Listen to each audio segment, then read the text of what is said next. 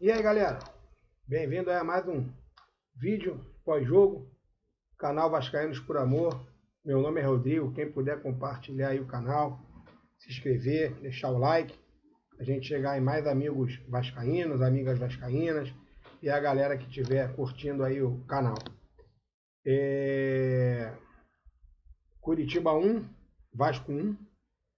Eu acho que aí em 50%, 60% da torcida, se falassem esse resultado antes de começar o jogo, o pessoal toparia, né?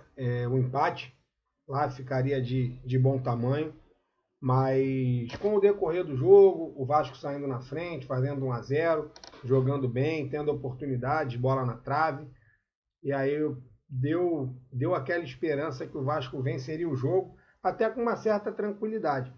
Depois de ter feito o gol, parecia que realmente iria fazer mais um. E eu tinha até esperança de fechar o primeiro tempo 2-0, até porque o time do Curitiba sentiu o gol, né? É muito comum o time que está jogando em casa tomar um gol e sentir. E aí o time que fez o gol geralmente tem outras oportunidades, mas o time do Curitiba conseguiu se reorganizar e retomou a posse de bola. O Vasco também recuou um pouco. Os próprios jogadores falaram isso na saída do intervalo, o próprio Tietê, o Thiago Mendes, mas o Vasco sem alguns jogadores titulares, né? Sem o Andrés, sem o Cuiabano, o Puma também, que já jogou várias vezes como titular, nem foi para o jogo, o próprio Spinelli, e aí você precisa entrar com dois meninos, com Avelar e com João Vitor, sem zero culpa dos meninos. Eu sou super a favor do time utilizar a base, são os ativos do clube, são os jogadores que podem futuramente trazer grana para o clube, né? Então o Avelar inclusive fez uma boa jogada quando ele entrou no lugar do Piton, ele roubou a bola, puxou um contra-ataque que o Matheus França, que até agora eu não entendi. Ele, com todo respeito ao Renato, está fazendo um ótimo trabalho, são 3 vitórias, 2 empates, mas o Matheus França já não rendeu contra o Grêmio e entrou ontem e também não rendeu. O Spinelli não estava, mas contra o Grêmio o Spinelli estava e o Spinelli não entrou o Matheus França.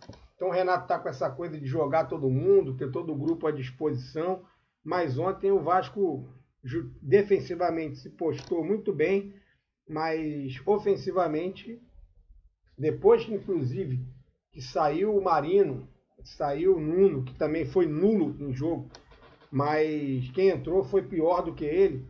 Eu não entendi porque o Adson não entrou. Volto a falar, não sou jornalista, sou torcedor, mas eu acredito que poderia manter o David no ataque e entrar com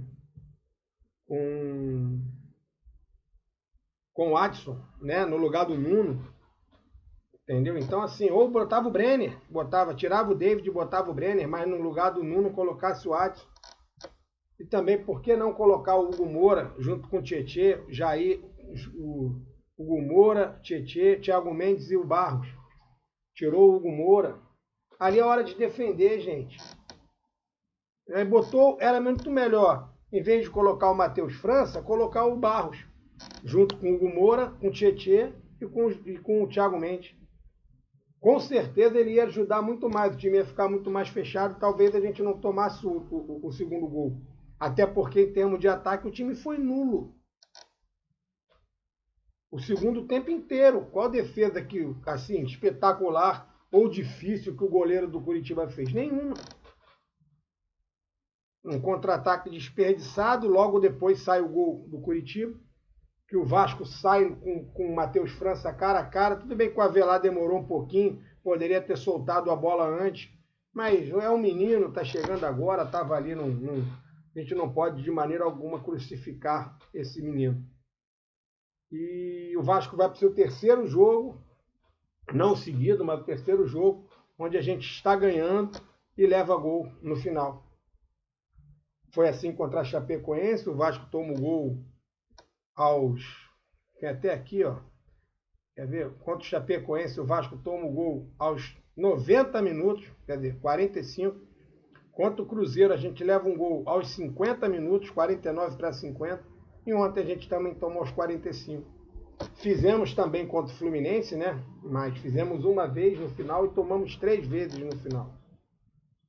Fora os sustos no jogo contra o Grêmio, no jogo contra o Palmeiras, que o Léo Jardim fez uma defesa espetacular no final do jogo. Não sei se vocês lembram. Poderia ter gerado o empate do Palmeiras. Então, assim, é muito complicado a gente não ter segurança. E aí você poderia ter vencido o jogo, ter ido lá 14 pontos, ficava aí a 3 pontos do G4, poderia jogar mais tranquilo contra o Botafogo, negociar talvez um empate, quem sabe é um clássico.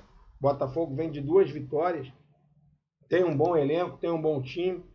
Aí você deixa de vencer o jogo com todo o respeito ao Curitiba, que você está ganhando até 45 no segundo tempo. E foi um gol bobo, porque deixaram o Josué livre ali, alguém marcar ali, alguém pegar, e final de jogo está acabando. E aí agora você tem meio que uma obrigação de ganhar o Botafogo para não ficar muito para trás, ou o pessoal de trás também não encostar muito. Apesar que o Inter já jogou, o próprio Botafogo já jogou, o Corinthians já jogou, o Mirassol, todo mundo, muitos que estão ali atrás já jogaram, o Vitória. E quem ainda não jogou, não passa o Vasco, porque tem 8 pontos na tabela. Mas aí agora você poderia vir mais tranquilo para jogar contra o Botafogo, porque num clássico tudo pode acontecer, um empate, uma vitória, até mesmo uma derrota. E se você vem com uma vitória, você vem com uma pontuação um pouco mais tranquila. Agora, galera, eu queria fazer uma pergunta para vocês. Eu quero ver quem responde aqui no chat, mas eu vou falar. Vocês lembram quando foi a última vitória do Vasco por 1-0 no Campeonato Brasileiro, galera? Foi em 2024. 2024, no jogo contra o Vitória, 1-0, 1º de setembro de 2024. É isso aí. Galera, vou lá, não vou me estender muito não. Saudações vascaínas, um abraço a todos.